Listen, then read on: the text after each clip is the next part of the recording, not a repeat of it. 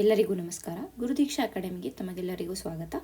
ಈ ದಿನ ನಾವು ನೋಡ್ತಾ ಇರುವಂತಹ ಕರೆಂಟ್ ಅಫೇರ್ಸ್ ಬಂದು ಕರ್ನಾಟಕ ಸ್ಟೇಟ್ ಕರೆಂಟ್ ಅಫೇರ್ಸ್ ಬಗ್ಗೆ ನಾವು ಇವತ್ತು ಕಾನ್ಸಂಟ್ರೇಟ್ ಮಾಡ್ತಾ ಇದ್ವಿ.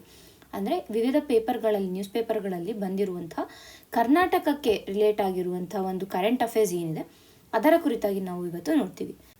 ಈಗ ಈ ದಿನದ ಆರ್ಟಿಕಲ್ಗಳನ್ನು ನೋಡೋಣ. ಮೊದಲಿಗೆ ಯಾವ ಯಾವ ಆರ್ಟಿಕಲ್ಗಳನ್ನು ನಾವು ನೋಡ್ತಾ ಇದ್ದೀವಿ ಅಂತ ನೋಡಿ, ತದನಂತರ ನಾವು ಆರ್ಟಿಕಲ್ಗಳ ಬಗ್ಗೆ ಡೀಟೇಲ್ ಆಗಿ ನೋಡೋಣ. ಸೊ ಇವತ್ತು ನಾವು ನೋಡ್ತಾ ಇರುವಂಥ ಟಾಪಿಕ್ಸ್ಗಳ ಲಿಸ್ಟ್ ಇಲ್ಲಿದೆ. ಮೊದಲಿಗೆ electronic city industrial township authority ಬಗ್ಗೆ ನೋಡ್ತೀವಿ.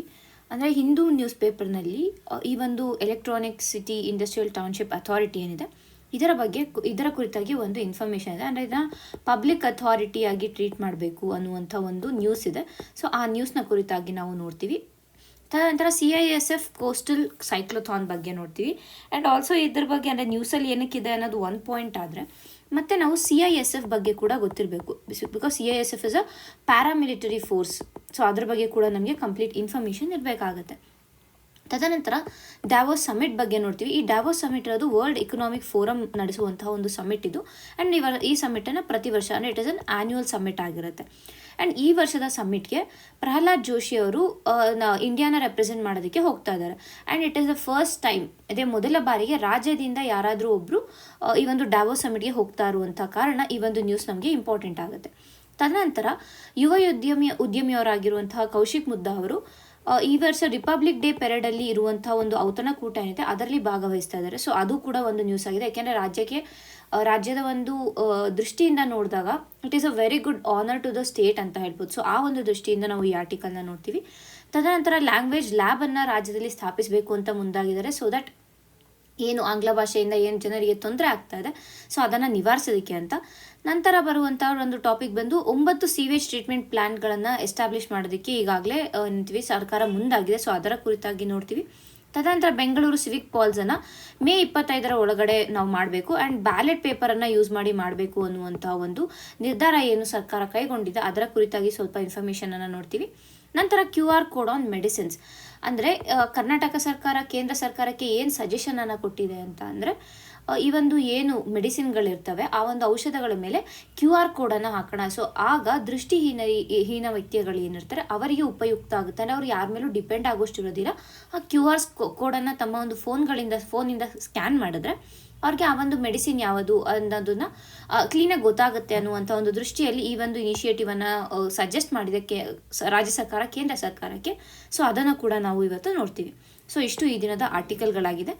ಎಲ್ಲನೂ ನಮಗೆ both prelims and mains point of view ಅಲ್ಲಿ ಇಂಪಾರ್ಟೆಂಟ್ ಆಗುತ್ತೆ. ಸೊ ಈಗ ಮೊದಲನೇ ಆರ್ಟಿಕಲ್ನ ನೋಡೋಣ. Electronic city industrial township authority is a public authority rules commission. ಮೊದಲಿಗೆ ನ್ಯೂಸ್ ಏನು ಅಂತ ನೋಡೋಣ. ತದನಂತರ ಈ ಒಂದು LCITA ಏನಿದೆ ELCITA ಇದರ ಬಗ್ಗೆ ಕುರಿತಾಗಿ ಕೂಡ ನಾವು ಸ್ವಲ್ಪ ಇನ್ಫಾರ್ಮೇಷನನ್ನು ನೋಡೋಣ.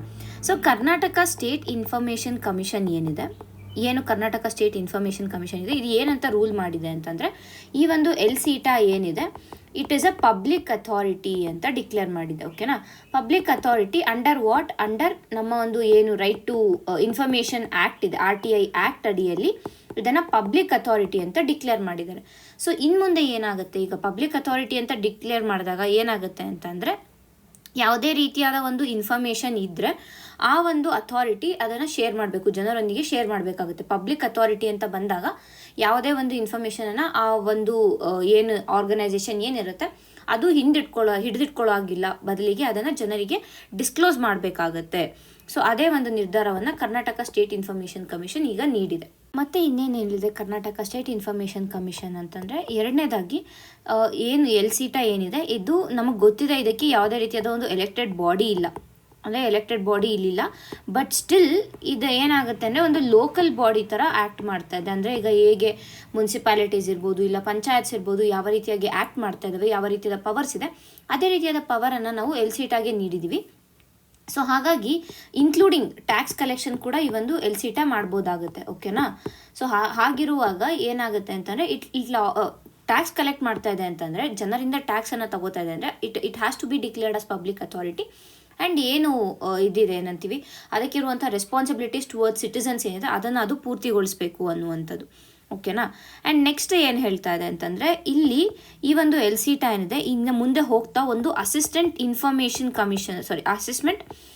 ಅಸಿಸ್ಟೆಂಟ್ ಪಬ್ಲಿಕ್ ಇನ್ಫಾರ್ಮೇಷನ್ ಆಫೀಸರನ್ನು ಅಪಾಯಿಂಟ್ ಮಾಡಬೇಕು ಅಂತ ಹೇಳ್ತದೆ. ಅಸಿಸ್ಟೆಂಟ್ ಪಬ್ಲಿಕ್ ಇನ್ಫಾರ್ಮೇಷನ್ ಆಫೀಸರ್ನ ಅಪಾಯಿಂಟ್ ಮಾಡಬೇಕು. ಜೊತೆಗೆ ಒಂದು ಫಸ್ಟ್ ಅಪೀಲ್ ಅಥಾರಿಟಿಯನ್ನು ಕೂಡ ಇಲ್ಲಿ ಎಸ್ಟಾಬ್ಲಿಷ್ ಮಾಡಬೇಕು ಅಂತ ಈ ಒಂದು ರೂಲಿಂಗಲ್ಲಿ ಹೇಳಿದೆ. ಯಾವುದು? Karnataka state information commission. So ಇದಿಷ್ಟು ಏನಾಯಿತು, ಏನು ಆಗ್ತಾ ಇದೆ ಅನ್ನೋದಾಯಿತು, ಗೊತ್ತಾಗಿದೆ ಅಲ್ವಾ? ಸೊ ಎಲ್ಸಿಟನ ಪಬ್ಲಿಕ್ ಅಥಾರಿಟಿ ಅಂತ ಡಿಕ್ಲೇರ್ ಮಾಡಿದೆ. And it has all the powers of local body including tax collection, but it is not a elected body. ತದನಂತರ ಅಸಿಸ್ಟೆಂಟ್ ಪಬ್ಲಿಕ್ ಇನ್ಫಾರ್ಮೇಷನ್ ಆಫೀಸರ್ನ ಅಪಾಯಿಂಟ್ ಮಾಡಬೇಕು ಮತ್ತು ಫಸ್ಟ್ ಅಪೀಲ್ ಅಥಾರಿಟಿಯನ್ನು ಎಸ್ಟಾಬ್ಲಿಷ್ ಮಾಡಬೇಕು ಅಂತ ಹೇಳಿದ್ದಾರೆ. ಸೊ ಇದಿಷ್ಟು ಏನಾಯಿತು, ಇದಾಯಿತು, ಕರೆಂಟ್ ಅಫೇರ್ಸ್ ಆಯಿತು. ಈಗ ನಾವು ಸ್ಟಾಟಿಕ್ ಪಾರ್ಟಿಗೆ ಬಂದರೆ ಎಲ್ಸಿಟಾ ಅನ್ನೋದು ನಮಗೆ ಇಂಪಾರ್ಟೆಂಟ್ ಆಗುತ್ತೆ. ಓಕೆನಾ? ಎಲ್ಸಿಟಾನ ಏನಕ್ಕೆ ಎಸ್ಟಾಬ್ಲಿಷ್ ಮಾಡಿದ್ರು, ಇದ್ರ ಬಗ್ಗೆ ನಮಗೆ ಸ್ವಲ್ಪ ಇನ್ಫಾರ್ಮೇಷನ್ ಬೇಕು. ಸೊ ಮೊದಲಿಗೆ ಈ ಒಂದು ಎಲ್ಸಿಟಾ ಏನಿದೆ, ಇದು ಎಲೆಕ್ಟ್ರಾನಿಕ್ ಸಿಟಿ ಏರಿಯಾ ಏನಿದೆ, ಬೆಂಗಳೂರಿನ ಎಲೆಕ್ಟ್ರಾನಿಕ್ ಸಿಟಿ ಏರಿಯಾ ಏನಿದೆ, ಇದನ್ನು ಗವರ್ನ್ ಮಾಡೋಕ್ಕೆ ಅದನ್ನು ಒಂದು ಈಗ ನಾವು ನೋಡ್ಕೊಂಡು ಬಂದರೆ ಬೆಂಗಳೂರು ಎಲ್ಲಿ ಡೆವಲಪ್ ಆಗಿದೆ ಮೇಜರ್ ಆಗಿ ಎಲೆಕ್ಟ್ರಾನಿಕ್ ಸಿಟಿ, ಆ ಒಂದು ಇದರಲ್ಲಿ with respect to IT develop ಆಗಿರುವಂಥದ್ದು, ಅಂದರೆ ಒಂದು ಇಂಡಸ್ಟ್ರಿಗಳೆಲ್ಲ ಇರುವಂಥದ್ದು ಆ ಒಂದು ರೀಜನಲ್ಲಿ. ಸೊ ಹಾಗಾಗಿ ಅದಕ್ಕೆ ಒಂದು ಡಿಫ್ರೆಂಟ್ ಆಗಿರುವಂಥ ಒಂದು ಗವರ್ನೆನ್ಸ್ ಸ್ಟ್ರಕ್ಚರ್ ಬೇಕು ಅಂತ ಅಂದ್ಬಿಟ್ಟು ಎಲ್ಸಿಟಾನ ಸ್ಟಾರ್ಟ್ ಮಾಡಿದ್ದು ಅಥವಾ ಎಸ್ಟಾಬ್ಲಿಷ್ ಮಾಡಿದ್ದು. ಯಾವಾಗ? 2013ನೇ ಇಸ್ವಿಯಲ್ಲಿ ಅಂಡರ್ ಕರ್ನಾಟಕ ಮುನಿಸಿಪಾಲಿಟೀಸ್ ಆ್ಯಕ್ಟ್ ಅಡಿಯಲ್ಲಿ, ಮುನ್ಸಿಪಾಲಿಟೀಸ್ ಆ್ಯಕ್ಟ್ 1964 ಅಡಿಯಲ್ಲಿ ಈ ಒಂದು ಎಲ್ಸಿಟಾನ ಎಸ್ಟಾಬ್ಲಿಷ್ ಮಾಡಿರೋದು. ಏನಕ್ಕೆ ಮುಖ್ಯವಾದ ಆಬ್ಜೆಕ್ಟಿವ್ ಏನಿತ್ತು ಅಂತಂದರೆ, ಆ ಒಂದು ಏರಿಯಾ ಆವಾಗಿನ ಡೆವಲಪ್ ಆಗ್ತಾ ಇದ್ದಂಥ ಕಾರಣ ಅಲ್ಲಿ ರೋಡ್ಗಳಿರ್ಬೋದು, ಇಲ್ಲ ಕುಡಿಯೋ ನೀರಿನ ವ್ಯವಸ್ಥೆ ಇರ್ಬೋದು, ಇಲ್ಲ ಸಿವೇಜ್ಗಳಿರ್ಬೋದು, ಓವರಾಲ್ ಆಗಿ ಕ್ಲೆನ್ಲಿನೆಸ್ಸನ್ನು ಮೇಂಟೈನ್ ಮಾಡೋದಕ್ಕೆ, ಇದೆಲ್ಲ ಒಂದು ವಿಚಾರಗಳನ್ನು ನೋಡ್ಕೊಳ್ಳೋದಕ್ಕೆ ಈ ಒಂದು ಎಲ್ಸಿಟಾನ ಎಸ್ಟಾಬ್ಲಿಷ್ ಮಾಡಲಾಗಿತ್ತು. ಆ್ಯಂಡ್ ಆಲ್ಸೋ ಈ ಒಂದು ಎಲ್ಸಿಟಾಗೆ ಈಗಾಗಲೇ ಹೇಳಿರೋ ಥರ ಟ್ಯಾಕ್ಸ್ ಕಲೆಕ್ಷನ್ನ ಒಂದು ಪವರ್ ಕೂಡ ಇತ್ತು. ಓಕೆನಾ? ಸೊ ಒಟ್ಟಾರೆಯಾಗಿ ನಮಗೆ ಈ ಒಂದು ಆರ್ಟಿಕಲಲ್ಲಿ ಸಿಗ್ತಾ ಇರೋ ಇನ್ಫಾರ್ಮೇಷನ್ ಇಷ್ಟ ಆಗಿದೆ. ಅಂದರೆ ಒಂದು ಇದ್ರ ಬಗ್ಗೆ, ಆ್ಯಂಡ್ ಆಲ್ಸೋ ಇಲ್ಲಿ ಪಬ್ಲಿಕ್ ಅಥಾರಿಟಿ ಅಂತ ಡಿಕ್ಲೇರ್ ಮಾಡಿದ್ದಾರೆ ಅಂದರೆ ಕೆಲವಷ್ಟು ಇಂಪ್ಲಿಕೇಶನ್ಸ್ ಇರುತ್ತೆ. ಅಂದರೆ ಇದರ ಪರಿಣಾಮಗಳು ಏನು ಅಂತ ನೋಡಿದ್ರೆ, ಈ ಒಂದು ಎಲ್ಸಿಟಾದ ಒಂದು ವಹಿವಾಟುಗಳು ಏನಿರ್ತವೆ ಇವು ಅಂದರೆ ಏನು ವಿತ್ ರೆಸ್ಪೆಕ್ಟ್ ಟು ಸೊಸೈಟಿ ಏನು ಟ್ರಸ್ಟ್ ಇರ್ಬೋದು ಅಥವಾ ಒಂದು ಕಾನ್ಫಿಡೆನ್ಸ್ ಇರ್ಬೋದು, ಅದನ್ನು ಬಿಲ್ಡ್ ಮಾಡೋದಕ್ಕೆ ಹೆಲ್ಪ್ ಮಾಡುತ್ತೆ. ಯಾಕೆಂದರೆ ಇದು ಕರೆಕ್ಟಾಗಿ ಇನ್ಫಾರ್ಮೇಷನನ್ನು ಜನರೊಂದಿಗೆ, ನಾಗರಿಕರೊಂದಿಗೆ, ಸಾರ್ವಜನಿಕರೊಂದಿಗೆ ಶೇರ್ ಮಾಡ್ಕೋತಾ ಇದೆ ಅಂತಂದರೆ ಲೈಕ್ ಯಾವುದೇ ಒಂದು ಪ್ರಾಬ್ಲಮ್ ಇರೋದಿಲ್ಲ, ಅಲ್ಲಿ ಒಂದು ಟ್ರಸ್ಟ್ ಇರುತ್ತೆ ಸಾರ್ವಜನಿಕರು ಮತ್ತು ಈ ಒಂದು ಅಥಾರಿಟಿಯ ಮಧ್ಯೆ ಒಂದು ಪಾರದರ್ಶಕತೆ ಇರುತ್ತೆ ಅನ್ನೋದನ್ನು ಅರ್ಥ ಮಾಡ್ಕೋಬೇಕು. ಸೊ ಇಷ್ಟು ನಮಗೆ ಈ ಒಂದು ಆರ್ಟಿಕಲ್ನಲ್ಲಿ ಸಿಗ್ತಾ ಇರೋ ಇನ್ಫಾರ್ಮೇಷನ್ ಆಗಿದೆ. ಈಗ ಮುಂದಿನ ಒಂದು ಆರ್ಟಿಕಲನ್ನು ನೋಡೋಣ. CISF coastal cyclothon to boost maritime security awareness. ಈ ಒಂದು ಕೋಸ್ಟಲ್ ಸೈಕ್ಲೋಥಾನ್ ಏನಿದೆ, ಇದು ಒಂದು ವಿಶೇಷವಾದ ಅಭಿಯಾನ ಅಂತ ಹೇಳ್ಬೋದಾಗುತ್ತೆ. ಅಂದರೆ ಭಾರತದ ಒಂದು ಕೋಸ್ಟಲ್ ಏರಿಯಾದ ಸೆಕ್ಯೂರಿಟಿ ಇರ್ಬೋದು, ಇಲ್ಲಾಂದರೆ ಮೆರಿಟೈಮ್ ಅವೇರ್ನೆಸ್ಸನ್ನು ಹೆಚ್ಚಿಸೋದಕ್ಕೆ ಇರ್ಬೋದು, ಇಲ್ಲಾಂದರೆ ಅದರಲ್ಲಿ ನಾಗರಿಕರ ಒಂದು ಪಾತ್ರ ಏನಿದೆ, ಸಿಟಿಸನ್ಸ್ನ ಒಂದು ಪಾರ್ಟಿಸಿಪೇಷನ್ ಏನಿದೆ, ಅದನ್ನು ಬಲಪಡಿಸುವ ಉದ್ದೇಶದಿಂದ ಈ ಒಂದು ಕೋಸ್ಟಲ್ ಸೈಕ್ಲೋಥಾನನ್ನು ಆರ್ಗನೈಸ್ ಮಾಡಲಾಗಿದೆ. ಯಾವಾಗ ಅಂತಂದರೆ ಜನವರಿ 28ರಿಂದ ಫೆಬ್ರವರಿ 22ವರೆಗೆ ಈ ಒಂದು ಸೈಕ್ಲೋಥಾನ್ ನಡೆಯುತ್ತೆ. ಓಕೆನಾ? ಇದು ಒಂದು ಪಾಯಿಂಟ್ ರೈಟ್ ಆಯಿತು. ಮತ್ತು ಈ ಒಂದು ಏನು ಸೈಕ್ಲೋಥಾನ್ ಇದೆ, ಇದು ಸೆಕೆಂಡ್ ಎಡಿಷನ್ ಆಗಿದೆ. ಓಕೆನಾ? ಇದು 2ನೇ ಬಾರಿಗೆ ಈ ರೀತಿಯಾದ ಒಂದು ಸೈಕ್ಲೋಥಾನನ್ನು ಮಾಡ್ತಾ ಇರುವಂಥದ್ದು. ಈ ಒಂದು ಸೈಕ್ಲೋಥಾನನ್ನು ವಂದೇ ಮಾತರಂ ಕೋಸ್ಟಲ್ ಸೈಕ್ಲೋಥಾನ್ ಅಂತ ಕೂಡ ಕರೀತಾ ಇದ್ದಾರೆ. ಸೊ ಇದು ಸೆಕೆಂಡ್ ಎಡಿಷನ್ ಆಗಿದೆ. 2026ರಲ್ಲಿ ಜನವರಿ 28ರಿಂದ ಫೆಬ್ರವರಿ 22ರವರೆಗೆ ನಡೆಸ್ತಾ ಇದ್ದಾರೆ. ವಂದೇ ಮಾತರಂ ಕೋಸ್ಟಲ್ ಸೈಕ್ಲೋಥಾನನ್ನು ಯಾರು ಆರ್ಗನೈಸ್ ಮಾಡ್ತಾ ಇರೋದು? CISF. ಓಕೆನಾ? ಇಷ್ಟು ನಮಗೆ ಬೇಸಿಕ್ ಏನಾಗ್ತಾ ಇದೆ ಅನ್ನೋದು. ಹಾಗಾದರೆ ಇದು ಯಾಕೆ ಮಾಡ್ತಾ ಇದ್ದಾರೆ ಅನ್ನೋದು ವಿತ್ ರೆಸ್ಪೆಕ್ಟ್ ಟು ಮೀನ್ಸ್ ನೋಡಿದಾಗ ನಮಗೆ ಯಾಕೆ ಮಾಡ್ತಾ ಇದ್ದಾರೆ ಅಂತ ನಮಗೆ ಇಂಪಾರ್ಟೆಂಟ್ ಆಗುತ್ತೆ. ಓಕೆನಾ? ಸೊ ಇಲ್ಲಿ ಮೊದಲಿಗೆ ನಾವು ನೋಡಿದಾಗ ಭಾರತದ ಒಂದು ಕೋಸ್ಟಲ್ ಏರಿಯಾ ನೋಡ್ರೆ it is more than 7500 kilometre, ಕರೆಕ್ಟಾ? ಸುಮಾರು 7500 ಕಿಲೋಮೀಟರ್ಗಿಂತ ಹೆಚ್ಚಿನದಾಗಿದೆ. ಸೊ ಹೀಗಿರುವಾಗ ಇದು ಏನು ಇನ್ಕ್ಲೂಡಿಂಗ್ ಐಲ್ಯಾಂಡ್ಸ್, ಅಂದರೆ ಅಂಡಮಾನ್ ಮತ್ತು ಲಕ್ಷದ್ವೀಪವನ್ನು ಸೇರಿ, ಐಲ್ಯಾಂಡ್ಸನ್ನು ಸೇರಿಲ್ಲರೆ ಸುಮಾರು 6500 ಕಿಲೋಮೀಟರ್ ಅಷ್ಟು ಉದ್ದದ ಒಂದು ಕರಾವಳಿ ಪ್ರದೇಶವನ್ನು ಭಾರತ ಹೊಂದಿದೆ with respect to mainland ನೋಡಿದಾಗ. ಸೊ ಹೀಗಿರುವಾಗ ಈ ಒಂದು ಕರಾವಳಿ ಭಾಗಗಳಲ್ಲಿ ವ್ಯಾಪಾರ ಇರ್ಬೋದು, ಮೀನುಗಾರಿಕೆ ಇರ್ಬೋದು, ಇಲ್ಲ ಅಂತಂದರೆ ಆಯಿಲ್ ಎಕ್ಸ್ಪೋರ್ಟ್ಸ್ ಇಂಪೋರ್ಟ್ಸ್ ಇರ್ಬೋದು, ನಮ್ಮ ಬಂದರುಗಳಿರ್ಬೋದು, ಇದೆಲ್ಲನೂ ನಮ್ಮ ಕರಾವಳಿ ಪ್ರದೇಶದಲ್ಲೇ ಇದೆ. ಸೊ ಹೀಗಿರುವಾಗ ಅದರ ಒಂದು ಸೆಕ್ಯೂರಿಟಿ, ಅದರ ಒಂದು ಭದ್ರತೆ, ಅದರ ಒಂದು ರಕ್ಷಣೆ ಬಹಳ ಇಂಪಾರ್ಟೆಂಟ್ ಆಗುತ್ತೆ. ಆ್ಯಂಡ್ ಇದೆಲ್ಲ ಇಷ್ಟೆಲ್ಲ ಆಗ್ಲೂ ಅಂದರೆ ಮೊದಲಿಂದನೂ ಭಾರತ ತನ್ನ ಕರಾವಳಿಯನ್ನು ರಕ್ಷಿಸ್ಕೊಂಡೇ ಬಂದಿದೆ. But still even after that 2008ಅಲ್ಲಿ ಏನಾಯಿತು, ಮುಂಬೈ ಅಟ್ಯಾಕ್ ಏನಾಯಿತು, ತಾಜ್ ಹೋಟೆಲ್ ಅಟ್ಯಾಕ್ ಏನಾಯಿತು, ಅದಾಗಿದ್ದೇನೆ ಎಲ್ಲಿಂದ ಬಂದಿದ್ದ ಟೆರರಿಸ್ಟು? ನೀರಿಂದ, ಕೋಸ್ಟಲ್ ಏರಿಯಾಯಿಂದನೇ ಅವರು ಎಂಟರ್ ಆಗಿದ್ದು. ಅಲ್ವಾ. ಸೊ ಇದೇ ಒಂದು ಹಿನ್ನೆಲೆಯಲ್ಲಿ ನಾವು ಇಟ್ಕೊಂಡು ನೋಡಿದಾಗ ಆ್ಯಂಡ್ ಇವಾಗ ಏನು ಗ್ಲೋಬಲ್ ಆರ್ಡರ್ ಚೇಂಜ್ ಆಗ್ತಾ ಇದೆ, ಸೊ ಇದನ್ನೆಲ್ಲ ನಾವು ನೋಡಿದಾಗ ಈ ಕರಾವಳಿಯ ಒಂದು ಭದ್ರತೆ ಮತ್ತು ಅದಕ್ಕೆ ಬೇಕಾಗಿರುವ ಅಂದರೆ ಅದಕ್ಕೆ ಸಂಬಂಧಪಟ್ಟಂತೆ ಜನರಲ್ಲಿ ಜಾಗೃತಿ ಮೂಡಿಸೋದು ಬಹಳನೇ ಒಂದು ಇಂಪಾರ್ಟೆಂಟ್ ಆಗುತ್ತೆ. ಸೊ ಆ ಒಂದು ದೃಷ್ಟಿಯಿಂದ CISF ಈ ಒಂದು ಇನಿಷಿಯೇಟಿವನ್ನು ಸ್ಟಾರ್ಟ್ ಮಾಡಿರುವಂಥದ್ದು. ಓಕೆನಾ. CISF ಅಂತಂದರೆ ಏನು? Central industrial security force. CISF ಬಗ್ಗೆ ಕೂಡ ನಾವು ನೋಡೋಣ ಮುಂದೆ. ಮೊದಲಿಗೆ ಈ ಒಂದು ಕೋಸ್ಟಲ್ ಸೈಕ್ಲೋಥಾನ್ ಬಗ್ಗೆ ನೋಡ್ಬಿಟ್ಟು ತದನಂತರ CISF ಬಗ್ಗೆ ನೋಡೋಣ. ಈ ಒಂದು ಸೈಕ್ಲೋಥಾನ್ ಏನಿದೆ, ಇಂಡಿಯಾದ ಕೋಸ್ಟಲ್ ಸ್ಟೇಟ್ಸ್ ಏನೇನಿದೆ, ಯಾವ್ದ್ಯಾವ್ದು ಬರುತ್ತೆ? ಗುಜರಾತ್, ಮಹಾರಾಷ್ಟ್ರ, ಗೋವಾ, ಕರ್ನಾಟಕ, ಕೇರಳ, ತಮಿಳುನಾಡು, ಆಂಧ್ರ ಪ್ರದೇಶ್, ಒಡಿಸ್ಸಾ, ವೆಸ್ಟ್ ಬೆಂಗಾಲ್. ಸೊ ಇಷ್ಟೂ ರಾಜ್ಯಗಳಲ್ಲಿ ಏನಂತೀವಿ, ಸೈಕ್ಲಿಂಗ್ ಮಾಡಿಕೊಂಡು ಅವೇರ್ನೆಸ್ಸನ್ನು ಮೂಡಿಸ್ತಾರೆ ಜನರಲ್ಲಿ ಅನ್ನುವಂಥದ್ದು ಒಂದು. ಓಕೆನಾ. ಈ ಒಂದು ರಾಜ್ಯಗಳ ಜೊತೆಗೆ ಏನು ಯೂನಿಯನ್ ಟೆರಿಟರೀಸ್ ಇದೆ ಅಂದರೆ ಡೈಯುಡಾಮನ್ ಏನಿದೆ, ಡೈಯುಡಾಮನ್ ಇರ್ಬೋದು, ಇಲ್ಲ ಇಲ್ಲಿ ಪುದುಚೇರಿ ಇರ್ಬೋದು, ಇದೆಲ್ಲ ಕೂಡ ನಮಗೆ ಇಲ್ಲಿ ಇನ್ಕ್ಲೂಡ್ ಆಗುತ್ತೆ. ಓಕೆ. ಆ್ಯಂಡ್ ಓನ್ಲಿ ಈ ಒಂದು ಏನು ಸೈಕ್ಲೋಥಾನ್ ನಡೀತಾ ಇದೆ, ಇದು ನಡೀತಾ ಇರೋದು ಬರೀ ಮೇನ್ ಲ್ಯಾಂಡಲ್ಲಿ, ಲಕ್ಷದ್ವೀಪ್ ಮತ್ತು ಅಂಡಮಾನ್ ಇದರಲ್ಲಿ ಇನ್ಕ್ಲೂಡ್ ಆಗಿಲ್ಲ. ಅದು ಕೂಡ ಈ ಒಂದು ಇಂಪಾರ್ಟೆಂಟ್ ಪಾಯಿಂಟ್ ಆಗುತ್ತೆ. ಸೊ ಈ ರೀತಿಯಾಗಿ ಮಾಡ್ತಾ ಮೀನುಗಾರ ಸಮುದಾಯಗಳಿರ್ಬೋದು, ಇಲ್ಲ ಅಂತಂದರೆ ಅಲ್ಲಿರುವಂಥ ಸಾರ್ವಜನಿಕರು ಏನಿರ್ತಾರೆ ಆ ಒಂದು ಕೋಸ್ಟಲ್ ಸ್ಟೇಟ್ಸಲ್ಲಿ, ಅಲ್ಲಿಯ ಜನರಿಗೆ ಏನಂತೀವಿ ಸಮುದ್ರದ ಒಂದು ಮೆರಿಟೈಮ್ ಸೆಕ್ಯೂರಿಟಿ ಬಗ್ಗೆ ಇರ್ಬೋದು, ಇಲ್ಲ ಕೋಸ್ಟಲ್ ಸೆಕ್ಯೂರಿಟಿ ಬಗ್ಗೆ ಇರ್ಬೋದು, ಜಾಗೃತಿಯನ್ನು ಮೂಡಿಸೋದೇ ಇದರ ಒಂದು ಮುಖ್ಯ ಉದ್ದೇಶ ಆಗಿದೆ ಅನ್ನುವಂಥದ್ದು. ಇದಿಷ್ಟು ಇವಾಗ ಏನು ಸೈಕ್ಲೋಥಾನ್ ನಡೀತಿದೆ ಅದ್ರ ಬಗ್ಗೆ ಆಯಿತು. ಕರೆಕ್ಟಾ. ಈಗ ನಾವು ಏನು ನೋಡಬೇಕು ಅಂತಂದರೆ CISF ಬಗ್ಗೆ ನೋಡಬೇಕಾಗುತ್ತೆ. ಸೆಂಟ್ರಲ್ ಇಂಡಸ್ಟ್ರಿಯಲ್ ಸೆಕ್ಯೂರಿಟಿ ಫೋರ್ಸ್ ಏನಿದೆ, ಇದನ್ನು ಸ್ಥಾಪಿಸಿದ್ದು 1969ರಲ್ಲಿ. It is a statutory body ಆಗುತ್ತೆ, ಬಿಕಾಸ್ CISF ಆ್ಯಕ್ಟ್ ಅಡಿಯಲ್ಲಿ ಇದನ್ನು ಸ್ಥಾಪಿಸಿರೋದು. CISF ಆ್ಯಕ್ಟ್ ಬಂದಿರೋದು 1968ರಲ್ಲಿ, ಇದನ್ನ ಎಸ್ಟಾಬ್ಲಿಷ್ ಮಾಡಿರೋದು 69ರಲ್ಲಿ. ಯಾವ ಒಂದು ಮಿನಿಸ್ಟ್ರಿ ಅಂಡರಲ್ಲಿ ಬರುತ್ತೆ ಅಂದರೆ ಮಿನಿಸ್ಟ್ರಿ ಆಫ್ ಹೋಮ್ ಅಫೇರ್ಸ್, ಗೃಹ ಸಚಿವಾಲಯದ ಅಡಿಯಲ್ಲಿ ಇದು ಬರುತ್ತೆ, ಕೇಂದ್ರ ಗೃಹ ಸಚಿವಾಲಯದ ಅಡಿಯಲ್ಲಿ. ಆ್ಯಂಡ್ ಇದರ ಹೆಡ್ ಕ್ವಾರ್ಟರ್ಸ್ ಇರೋದಿಲ್ಲಿ ಡೆಲ್ಲಿಯಲ್ಲಿ ಇದರ ಹೆಡ್ ಕ್ವಾರ್ಟರ್ಸ್ ಇರುತ್ತೆ. ಓಕೆನಾ. ಆ್ಯಂಡ್ ಇದು ಒಂದು ಪ್ಯಾರಾಮಿಲಿಟರಿ ಫೋರ್ಸ್ ಆಗಿದೆ. ಇದು ಕೂಡ ನಮಗೆ ಇಂಪಾರ್ಟೆಂಟ್ ಆಗುತ್ತೆ ವಿತ್ ರೆಸ್ಪೆಕ್ಟ್ ಟು ಪ್ರಿಲಿಮ್ಸ್ ನೋಡಿದಾಗ. ಆ್ಯಂಡ್ ಇದು ಎಲ್ಲೆಲ್ಲಿ ಇದರ ಒಂದು ಮುಖ್ಯ ಫಂಕ್ಷನ್ಸ್ ಏನು ಅಥವಾ ಎಲ್ಲೆಲ್ಲಿ ಇದು ಸೆಕ್ಯೂರಿಟಿಯನ್ನು ಒದಗಿಸುತ್ತೆ ಅಂತ ನಾವು ನೋಡಿದ್ರೆ, ಒಂದು ಏರ್ಪೋರ್ಟ್ಗಳಲ್ಲಿ ಸೆಕ್ಯೂರಿಟಿಯನ್ನು ಒದಗಿಸುತ್ತೆ, ತದನಂತರ ಪೋರ್ಟ್ ಮತ್ತು ಹಾರ್ಬರ್ಗಳಲ್ಲಿ ಒದಗಿಸುತ್ತೆ, ತದನಂತರ ಈ ಒಂದು ಏನು ನ್ಯೂಕ್ಲಿಯರ್ ಪವರ್ ಪ್ಲಾಂಟ್ಸ್ ಏನಿದೆ ಇಲ್ಲಿ ಕೂಡ ಅದು ಇದು ಮಾಡುತ್ತೆ. ಇನ್ನೊಂದು ತದನಂತರ ಆಯಿಲ್ ಪ್ಲಾಂಟ್ಸ್ಗಳೇನಿರುತ್ತೆ, ಆಯಿಲ್ ಆ್ಯಂಡ್ ಗ್ಯಾಸ್ ರಿಸರ್ವ್ಸ್ಗಳು ಏನಿದ್ದಾವೆ ಅಲ್ಲಿ ಸೆಕ್ಯೂರಿಟಿಯನ್ನು ಒದಗಿಸುತ್ತೆ. ತದನಂತರ ಸೆಂಟ್ರಲ್ ಇಂಡಸ್ಟ್ರೀಸ್ ಅಂದರೆ ಈಗ ಕೆಲವಷ್ಟು ಸೆಂಟ್ರಲ್ ಇಂಡಸ್ಟ್ರೀಸ್ ಇರುತ್ತೆ. ಫಾರ್ ಎಕ್ಸಾಂಪಲ್ ಈಗ HAL ಇರ್ಬೋದು, ಬೆಮೆಲ್ ಇರ್ಬೋದು. ಸೊ ಇಂಥ ಒಂದು ಇದರಲ್ಲಿ ಸೆಂಟ್ರಲ್ ಇಂಡಸ್ಟ್ರೀಸ್ಗಳೇನಿರುತ್ತೆ ಅಂದರೆ ಸರ್ಕಾರಕ್ಕೆ ಮಹತ್ವವಾಗಿರುವಂಥ ಕೆಲವು ಇಂಡಸ್ಟ್ರೀಸ್ಗಳೇನಿರುತ್ತೆ ಅದನ್ನು ಕೂಡ ಈ ಒಂದು ಸೆಂಟ್ರಲ್ ಇಂಡಸ್ಟ್ರಿಯಲ್ ಸೆಕ್ಯೂರಿಟಿ ಫೋರ್ಸ್ ಕಾಯುತ್ತೆ. ಸೊ ಇಷ್ಟು ನಮಗೆ ಈ ಇಂಪಾರ್ಟೆಂಟ್ ಇನ್ಫಾರ್ಮೇಷನ್ ಬೇಕಾಗಿರುವಂಥದ್ದು ಈ ಒಂದು ಆರ್ಟಿಕಲಲ್ಲಿ. ಮುಂದಿನ ಒಂದು ಆರ್ಟಿಕಲನ್ನು ನೋಡೋಣ. ದಾವೋಸ್ ಆರ್ಥಿಕ ಶೃಂಗ, ಪ್ರಹ್ಲಾದ್ ಜೋಶಿ ಕೇಂದ್ರದ ಪ್ರತಿನಿಧಿ. ಸೊ ಈ ಒಂದು ವಿಚಾರ ಯಾಕೆ ಇಂಪಾರ್ಟೆಂಟ್ ಆಗುತ್ತೆ ಅಂತಂದರೆ, ವಿಶ್ವ ಆರ್ಥಿಕ ಶೃಂಗದಲ್ಲಿ ಕೇಂದ್ರವನ್ನು ಪ್ರತಿನಿಧಿಸಿದ ರಾಜ್ಯದ ಮೊದಲ ಕೇಂದ್ರ ಸಚಿವರಾಗಿದ್ದಾರೆ ಇವರು. ಸೊ ಇದು ಇಂಪಾರ್ಟೆಂಟ್ ಆಗುತ್ತೆ ನಮಗೆ ವಿತ್ ರೆಸ್ಪೆಕ್ಟ್ ಟು ಪ್ರಿಲಿಮ್ಸ್ ನೋಡಿದಾಗ. ಅಂದರೆ ಕೆಲವು ಸತಿ ಏನು ಒನ್ ವರ್ಡ್ ಕ್ವಶನ್ಸನ್ನು ಕೇಳ್ತಾ ಇದ್ದಾರೆ, ಸೊ ಅಂಥದ್ರಲ್ಲಿ ಇದು ನಮಗೆ ಇಂಪಾರ್ಟೆಂಟ್ ಆಗುತ್ತೆ. ಒಂದು ಕಡೆ ಇದು ನ್ಯೂಸ್ ಏನು ಅಂತಂದರೆ, ಕರ್ನಾಟಕದ ಮೊದಲ ಕೇಂದ್ರ ಸಚಿವರಾಗಿರುವಂಥವ್ರು ಈ ಒಂದು ಸಭೆಗೆ ಅಟೆಂಡ್ ಮಾಡ್ತಾ ಇರೋದು. ಸೊ ಅದು ನಮಗೆ ಇಂಪಾರ್ಟೆಂಟ್ ಒಂದು ಪಾಯಿಂಟ್. ತದನಂತರ ನಮಗೆ ಇಂಪಾರ್ಟೆಂಟ್ ಆಗೋದೇನು ಅಂದರೆ ದಾವೋಸ್ ಸಮಿಟ್ ಬಗ್ಗೆ ನಮಗೆ ಇಂಪಾರ್ಟೆಂಟ್ ಆಗುತ್ತೆ. ದಾವೋಸ್ ಸಮಿಟ್ ಏನಿದೆ ಇದು ನಮಗೆ ಇಂಪಾರ್ಟೆಂಟ್ ಆಗುತ್ತೆ. ಓಕೆನಾ.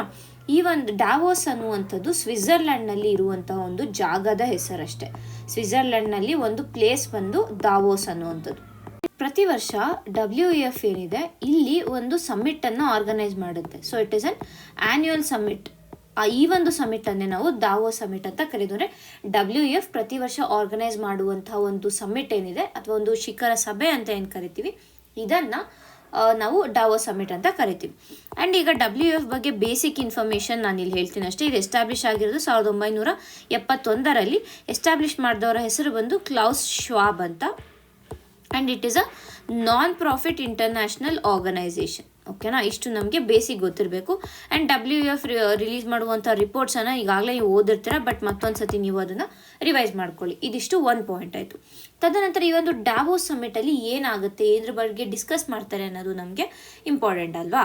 ಸೊ ಇಲ್ಲಿ ಜಗತ್ತಿನ ಒಂದು ಆರ್ಥಿಕತೆ ಏನಿರುತ್ತೆ, ಎಕೊನಾಮಿ ಬಗ್ಗೆ ಇರ್ಬೋದು, ಕ್ಲೈಮೇಟ್ ಚೇಂಜ್ ಬಗ್ಗೆ ಇರ್ಬೋದು, ಇಲ್ಲ ತಂತ್ರಜ್ಞಾನ ಟೆಕ್ನಾಲಜಿ ಆ್ಯಂಡ್ AI ಬಗ್ಗೆ ಮಾತಾಡ್ತಾರೆ. ತದನಂತರ ಜಾಬ್ ಕ್ರಿಯೇಷನ್ ಅಥವಾ ಎಂಪ್ಲಾಯ್ಮೆಂಟ್ ಬಗ್ಗೆ ಮಾತಾಡ್ತಾರೆ, ಜಿಯೋ ಪಾಲಿಟಿಕ್ಸ್ ಬಗ್ಗೆ ಮಾತಾಡ್ತಾರೆ.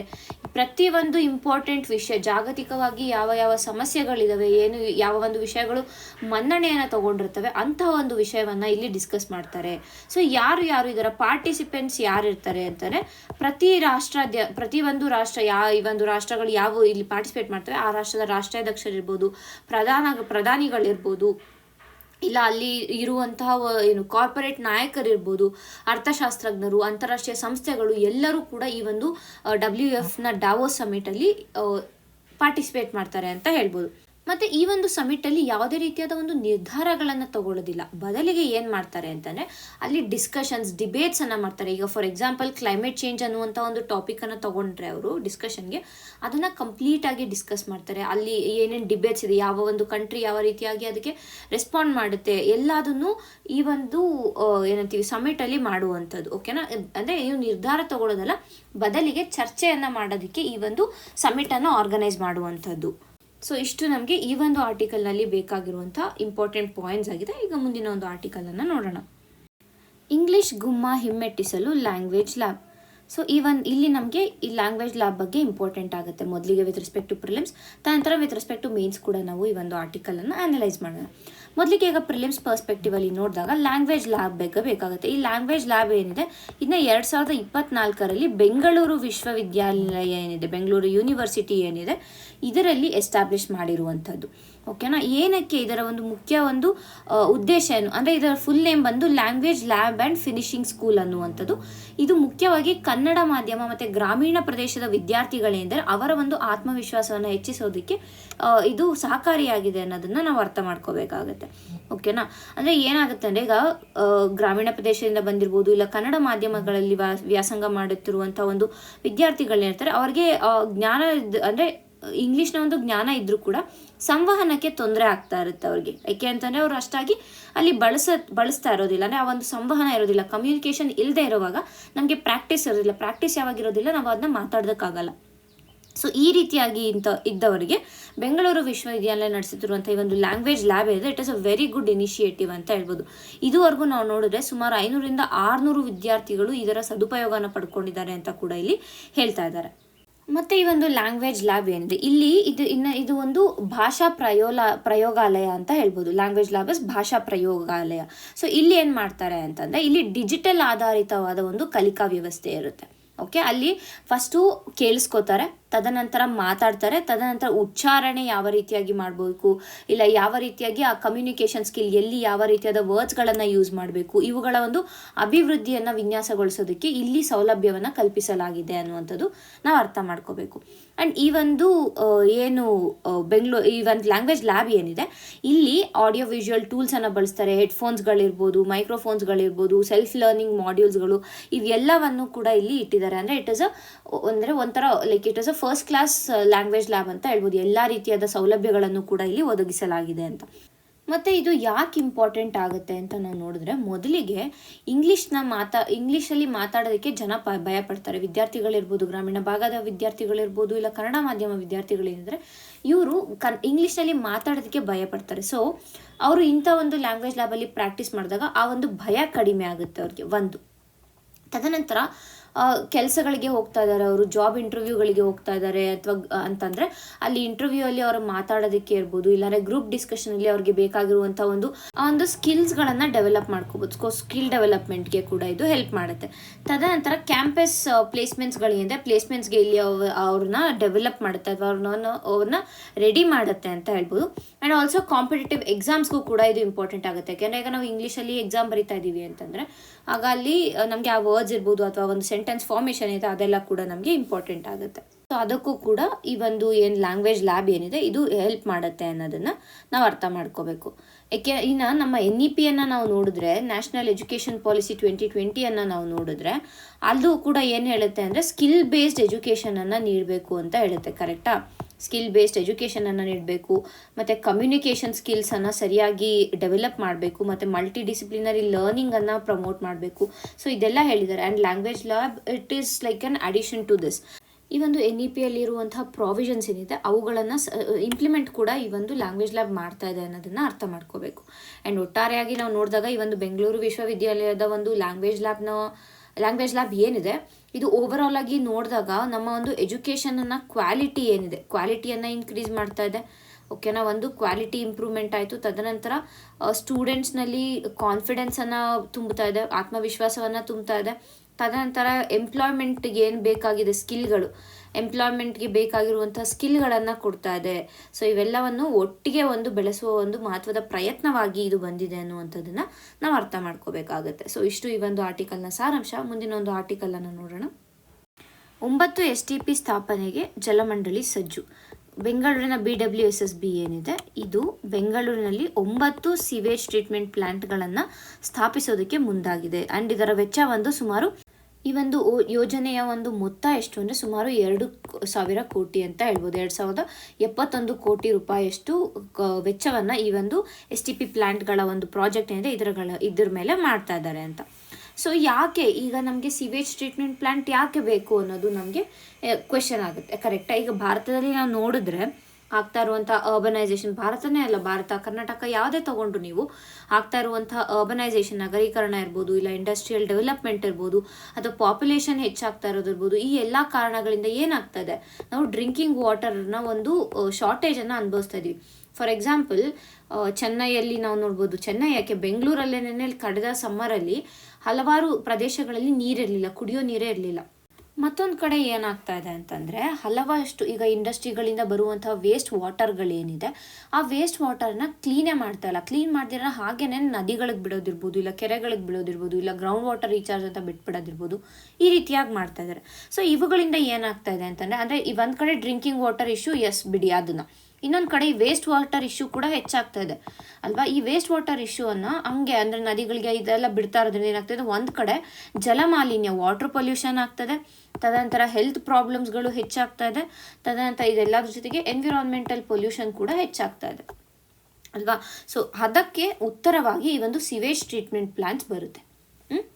ಏನಾಗುತ್ತೆ ಅಂತಂದರೆ ಸಿವೇಜ್ ಟ್ರೀಟ್ಮೆಂಟ್ ಪ್ಲಾಂಟ್ಸ್ಗಳಲ್ಲಿ ಮನೆಗಳಿಂದ ಇರ್ಬೋದು, ಕೈಗಾರಿಕೆಗಳಿಂದ ಇರ್ಬೋದು ಬರುವಂಥ ಮಲಿನ ನೀರುಗಳೇನಿರ್ತವೆ, ಅಂದರೆ ವೇಸ್ಟ್ ವಾಟರ್ ಏನಿದೆ ಈ ವಾಟರನ್ನು ಒಂದು ಬಯೋಲಾಜಿಕಲ್ ಆಗಿ ಟ್ರೀಟ್ ಮಾಡ್ತಾರೆ, ಇನ್ನೊಂದು ಕೆಮಿಕಲ್ ಆಗಿ ಟ್ರೀಟ್ ಮಾಡ್ತಾರೆ, ಮತ್ತೊಂದು ಭೌತಿಕವಾಗಿ ಕೂಡ ಟ್ರೀಟ್ ಮಾಡ್ತಾರೆ. So 3 physical, chemical and biological, ಈ 3 ಪ್ರಾಸೆಸ್ಗಳನ್ನು ಇನ್ವಾಲ್ವ್ ಮಾಡಿ ಇರುವಂಥ ವೇಸ್ಟ್ ವಾಟರನ್ನು ಕ್ಲೀನ್ ಮಾಡ್ತಾರೆ. ಓಕೆನಾ? ತದನಂತರ ಏನಾಗುತ್ತೆ ಅಂದರೆ ಇವುಗಳನ್ನು ಟ್ರೀಟ್ ಮಾಡುವಂಥ ಘಟಕವನ್ನು ನಾವು ಸಿವೇಜ್ ಟ್ರೀಟ್ಮೆಂಟ್ ಪ್ಲಾಂಟ್ ಅಂತ ಕರಿತೀವಿ.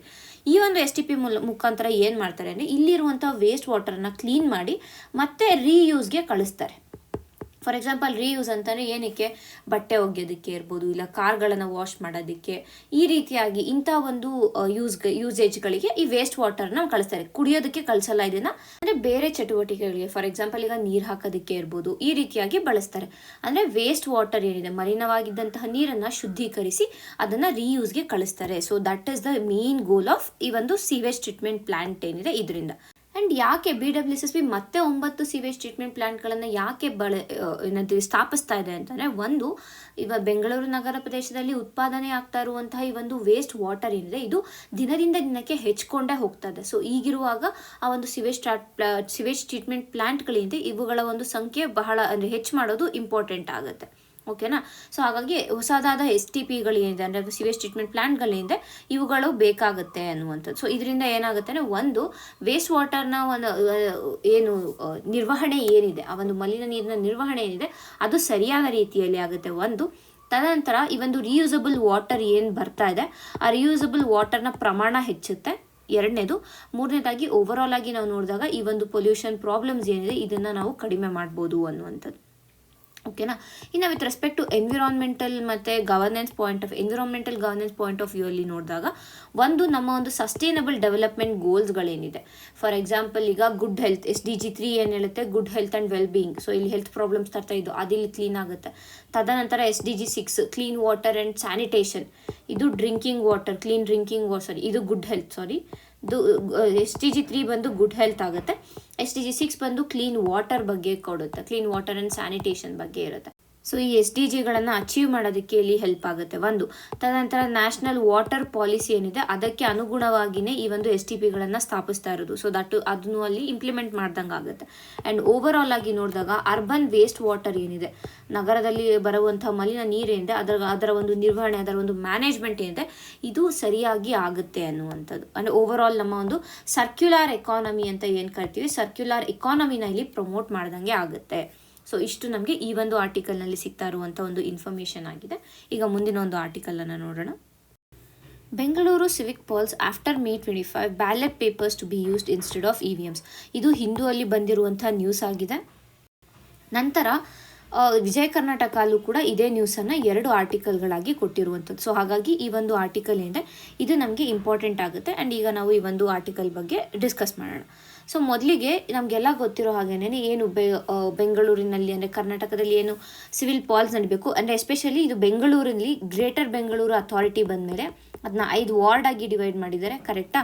ಸೊ ಇಲ್ಲಿ ಈ ಒಂದು ಏನು ನಗರ ಪಾಲಿಕೆಗಳಿದೆ, ಈ 5 ನಗರ ಪಾಲಿಕೆಗಳಲ್ಲಿ ಈ ಪಾಲಿಕೆಗಳಿಗೆ ಎಲೆಕ್ಷನ್ಸ್ಗಳನ್ನು ಮಾಡುವಂಥದ್ದು May 25 2026 ಆದಮೇಲೆ ಮಾಡಬೇಕು. ಆ್ಯಂಡ್ ಸುಮಾರು 88 ಲಕ್ಷದಷ್ಟು ಮತದಾರರು ಇದ್ದಾರೆ, 89 ಲಕ್ಷದಷ್ಟು ಮತದಾರರಿದ್ದಾರೆ ಅನ್ನೋದನ್ನು ನಾವು ಅರ್ಥ ಮಾಡ್ಕೋಬೇಕು. ಈ ಆರ್ಟಿಕಲ್ ಯಾಕೆ ಇಂಪಾರ್ಟೆಂಟ್ ಆಗುತ್ತೆ ಅಂತ ನಾವು ನೋಡಿದ್ರೆ, ಒಂದು ಲೋಕಲ್ ಬಾಡೀಸ್ಗಳು ತಮ್ಮನ್ನು ತಾವು ಹೇಗೆ ಗವರ್ನೆನ್ಸ್ ಮಾಡ್ಕೋತವೆ ಅನ್ನುವಂಥದ್ದು ಬೇಕಾಗುತ್ತೆ, ಅಂದರೆ ಹೇಗೆ ಸ್ವಶಾಸನವನ್ನು ಮಾಡ್ಕೋತವೆ ಅನ್ನುವಂಥದ್ದು ಇಂಪಾರ್ಟೆಂಟ್ ಆಗುತ್ತೆ. ಎರಡನೇದಾಗಿ ನಾವು ನೋಡಿದಾಗ ಎಲೆಕ್ಷನ್ ರಿಫಾರ್ಮ್ಸ್ ಅಥವಾ ಎಲೆಕ್ಟೋರಲ್ ರಿಫಾರ್ಮ್ಸ್ ಅಂತ ಏನು ಕರಿತೀವಿ ಅಥವಾ ಚುನಾವಣೆ ಸುಧಾರಣೆ ಏನಿದೆ ಅದರ ಬಗ್ಗೆ ನಮಗೆ ಇಲ್ಲಿ ಇಂಪಾರ್ಟೆಂಟ್ ಆಗುತ್ತೆ. ಮೂರನೇದಾಗಿ ನಾವು ನೋಡಿದಾಗ ಹೇಗೆ ಪಬ್ಲಿಕ್ಗೆ ಯಾವ ರೀತಿಯಾಗಿ ಇದು ಹೆಲ್ಪ್ ಮಾಡುತ್ತೆ ಆ್ಯಂಡ್ ಪಬ್ಲಿಕ್ ಯಾವ ರೀತಿಯಾಗಿ ಇದಕ್ಕೆ ಪ್ರಕ್ರಿಯೆಯನ್ನು ಕೊಡ್ತಾರೆ ಅನ್ನೋದು ನಮಗೆ ಇಂಪಾರ್ಟೆಂಟ್. ಸೊ ಈ ಮೂರು ವಿಷಯಗಳಿಂದ ನಾವು ಈ ಒಂದು ಆರ್ಟಿಕಲನ್ನು ನೋಡಬೇಕಾಗತ್ತೆ. ಸೊ ಈಗ ನಾವು ಕಂಪ್ಲೀಟಾಗಿ ಇದ್ರ ಬಗ್ಗೆ ಸ್ವಲ್ಪ ಕಂಪ್ಲೀಟಾಗಿ ನೋಡೋಣ. ಸೊ ಮೊದಲನೇದಾಗಿ ನಾವು ಏನು ನೋಡ್ತೀವಿ ಅಂತಂದರೆ, ಈಗ BBMP ಏನಿದೆ, ಬೆಂಗಳೂರು ಬೃಹತ್ ಮಹಾನಗರ ಪಾಲಿಕೆ ಏನಿದೆ, ಇದು ಹೊಸ ಚುನಾವಣೆಯನ್ನು ಮಾಡಬೇಕು. ಏನೇನಕ್ಕೆ ಮಾಡಬೇಕು ಅಂದರೆ, ನಗರಾಡಳಿತ ಅಂದರೆ ಒಂದು ಗವರ್ನೆನ್ಸನ್ನು ಮೇಂಟೈನ್ ಮಾಡೋದಕ್ಕೆ ಮೂಲ ಸೌಕರ್ಯಗಳಿಗೆ ಬೇಕು, ತದನಂತರ ಅಡ್ಮಿನಿಸ್ಟ್ರೇಷನ್ಗೆ ಬೇಕಾಗ್ತಾರೆ, ಕರೆಕ್ಟಾ. ಅಂದರೆ ಇವೆಲ್ಲದಕ್ಕೂ ಏನು BBMP ಚುನಾವಣೆಗಳು ಏನಕ್ಕೆ ಆಗಬೇಕು ಅಂದರೆ ಇವೆಲ್ಲನೂ ನೋಡ್ಕೊಳ್ಳೋದಕ್ಕೆ, ಸರಿಯಾದ ಸಮಯಕ್ಕೆ ಕಸಗಳು ಸರಿಯಾಗಿ ಇರ್ತಾ ಇದ್ದಾರಾ, ರೋಡ್ಗಳು ಸರಿಯಾಗಿ ಮೇಂಟೈನ್ ಆಗಿದೆಯಾ, ಸ್ಟ್ರೀಟ್ ಲೈಟ್ಸ್ಗಳಿದೆಯಾ, ಕುಡಿಯುವ ನೀರಿನ ಒಂದು ಸಮಸ್ಯೆ ಏನಾದರೂ ಇದೆಯಾ, ಇವುಗಳನ್ನೆಲ್ಲ ನೋಡ್ಕೊಳ್ಳೋದಕ್ಕೆ ಬೇಕು.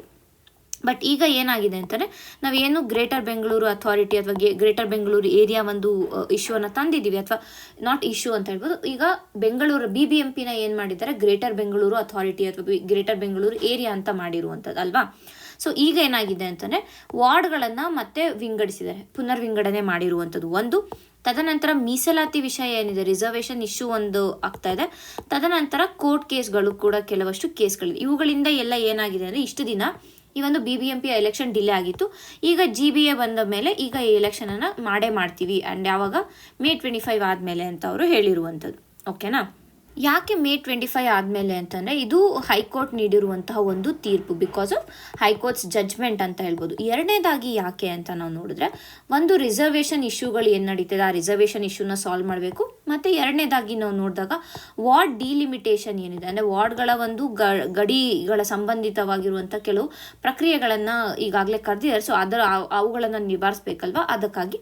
ತದನಂತರ ಏನು ಅಂತಾರೆ, ಸ್ಟೇಟ್ ಎಲೆಕ್ಷನ್ ಕಮಿಷನ್ ಇದೆ, ರಾಜ್ಯ ಚುನಾವಣಾ ಆಯೋಗ ಏನಿದೆ, ಇದಕ್ಕೆ ಸ್ವಲ್ಪ ಟೈಮ್ ಬೇಕು ಇವುಗಳಿಗೆಲ್ಲ ಪ್ರಿಪೇರ್ ಮಾಡ್ಕೊಳ್ಳೋದಕ್ಕೆ. ಓಕೆನಾ. ಸೊ ಇಲ್ಲಿ ನಿಮಗೆ ಸ್ಟೇಟ್ ಎಲೆಕ್ಷನ್ ಕಮಿಷನ್ ಅಂತ ನೋಡಿದ್ವಿ, ಡಿಲಿಮಿಟೇಷನ್ ಅಂತ ನೋಡಿದ್ವಿ. ಇದೆರಡು ಕೂಡ with respect to prelims important ಆಗುತ್ತೆ. ಪಾಲಿಟಿ ಟಾಪಿಕಲ್ಲಿ ನೀವು ಇದನ್ನ ಹೋಗಿ ರಿವೈಸ್ ಮಾಡ್ಕೊಳ್ಳಿ ಒಂದ್ಸತಿ. ಓಕೆ. ಇನ್ನು ಮತ್ತೊಂದು ಇಂಪಾರ್ಟೆಂಟ್ ವಿಷಯ ಏನು ಅಂತಂದರೆ, ಮೂರನೇದಾಗಿ ನಾವು ನೋಡೋಕೆ ಹೋದರೆ EVM ಅನ್ನು ಬಳಸ್ತಾ ಇಲ್ಲ. ಈ ಲೋಕಲ್ ಬಾಡಿ ಎಲೆಕ್ಷನ್ಸ್ ಏನಿದೆ ಇಲ್ಲಿ ನಾವು EVM ಅನ್ನು ಬಳಸಲ್ಲ, ಬದಲಿಗೆ ಮತ್ತೆ ವಾಪಸ್ ಬ್ಯಾಲೆಟ್ ಪೇಪರ್ಗೆ ಹೋಗ್ತೀವಿ ಅಂತ ಸರ್ಕಾರ ಹೇಳಿರುವಂಥದ್ದು. ಓಕೆನಾ. ಯಾಕೆ ಅಂತ ಕೇಳ್ತಾ ಇದ್ದಾರೆ. ಒಂದು ರೀಸನ್ ಏನು ಅಂದರೆ ಯಾಕೆ ಈ ಒಂದು ಬ್ಯಾಲೆಟ್ ಪೇಪರ್ಗಳನ್ನು ಬಳಸ್ತಾ ಇದ್ದಾರೆ ಅಂದರೆ, ಒಂದು ಈ ಒಂದು ಲೋಕಲ್ ಬಾಡಿ ಎಲೆಕ್ಷನ್ಸ್ ಏನಿದೆ ಇದು ಕಾನೂನುಬದ್ಧವಾದಂಥ ವ್ಯವಸ್ಥೆ.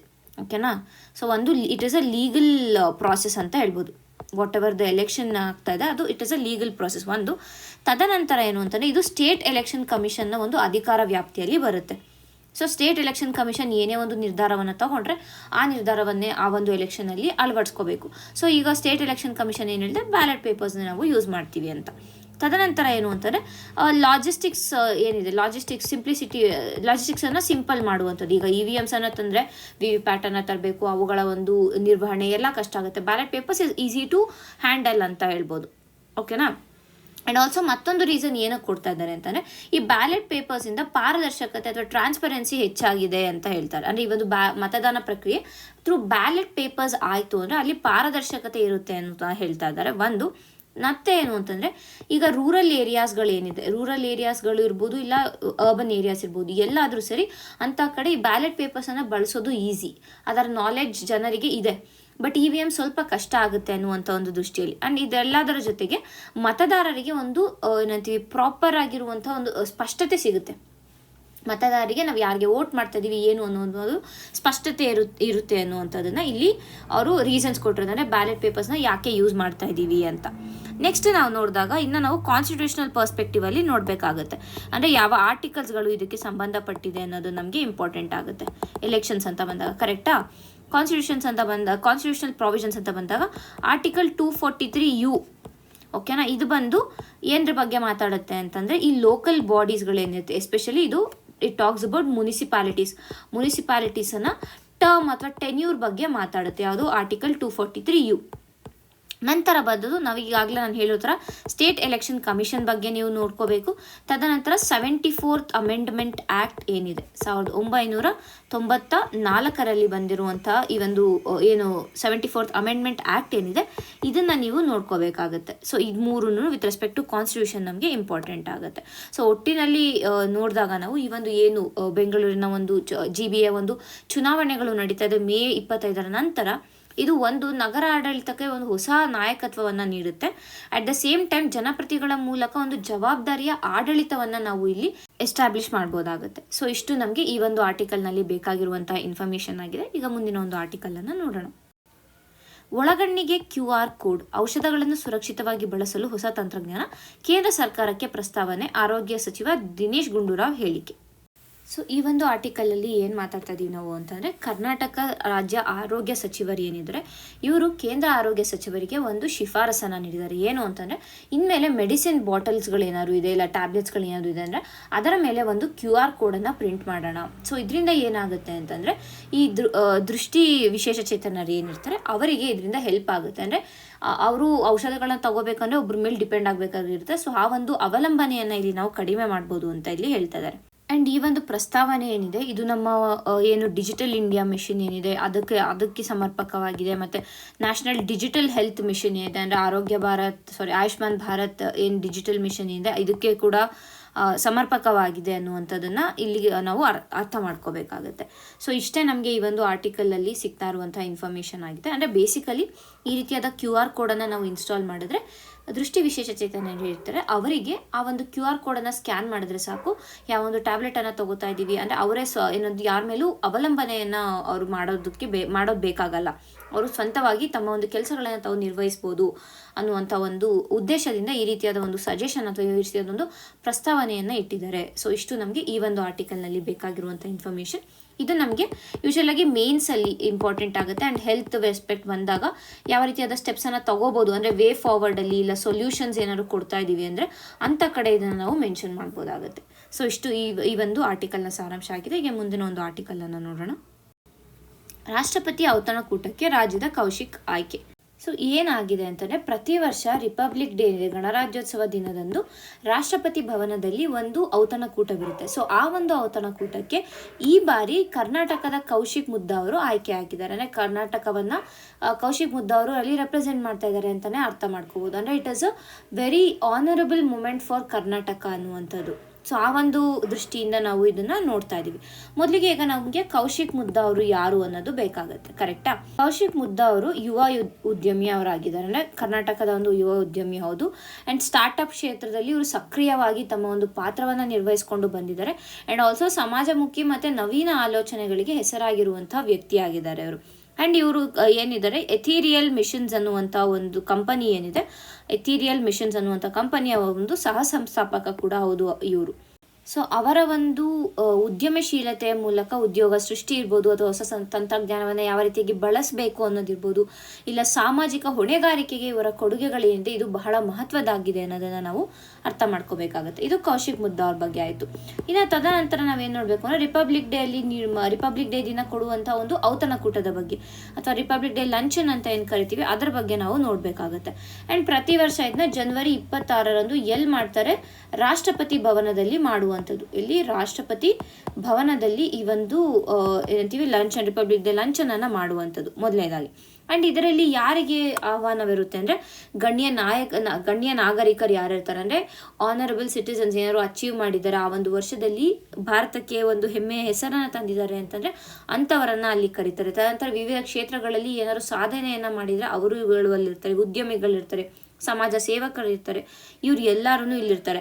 ಆ್ಯಂಡ್ ಇವರು ರಾಷ್ಟ್ರಕ್ಕೆ ನೀಡಿರುವಂಥ ಒಂದು ಕೊಡುಗೆ ಏನಿದೆ ಆ ಒಂದು ಕೊಡುಗೆಯನ್ನು ಗೌರವಿಸುವಂಥ ವೇದಿಕೆ ಈ ಒಂದು ರಿಪಬ್ಲಿಕ್ ಡೇ ಲಂಚನ್ ಆಗಿರುತ್ತೆ ಅನ್ನುವಂಥದ್ದು.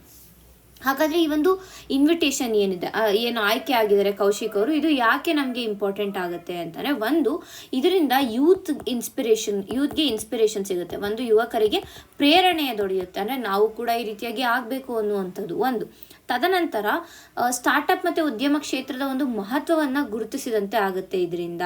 ಅಂದರೆ ಏನು ಸ್ಟಾರ್ಟಪ್ಗಳನ್ನು ಮತ್ತಷ್ಟು ಡೆವಲಪ್ ಮಾಡಬೇಕು, ಜಾಬ್ ಕ್ರಿಯೇಷನ್ಗೆ ಹೆಲ್ಪ್ ಮಾಡಬೇಕು ಅನ್ನುವಂಥ ಒಂದು ಭಾರತದ ಒಂದು ಧ್ಯೇಯ ಏನಿದೆ, ಕರ್ನಾಟಕದ ಒಂದು ಧ್ಯೇಯ ಏನಿದೆ, ಇವುಗಳಿಗೆ ಇದು ಸಹಕಾರವನ್ನು ಮಾಡುತ್ತೆ ಅನ್ನುವಂಥದ್ದು. ಈ ಒಂದು ಆರ್ಟಿಕಲ್ನಲ್ಲಿ ಸಿಗ್ತಾ ಇರುವಂಥ ಇನ್ಫಾರ್ಮೇಷನ್ ಇಷ್ಟ ಆಗಿದೆ. ಅಂದರೆ ಇದು ಬೇಸಿಕಲಿ ಒಂದು ಜನರಲ್ ನಾಲೆಜ್ ಕ್ವೆಶನ್ ಅಷ್ಟೇನೆ, ಜನರಲ್ ನಾಲೆಜ್ಗೋಸ್ಕರ ನೋಡಿದಂತಹ ಆರ್ಟಿಕಲ್ ಆಗಿದೆ ಅಷ್ಟೇ. ಇಷ್ಟು ಇದರಿಂದ ಆರ್ಟಿಕಲ್ಗಳಾಗಿವೆ. ಧನ್ಯವಾದಗಳು.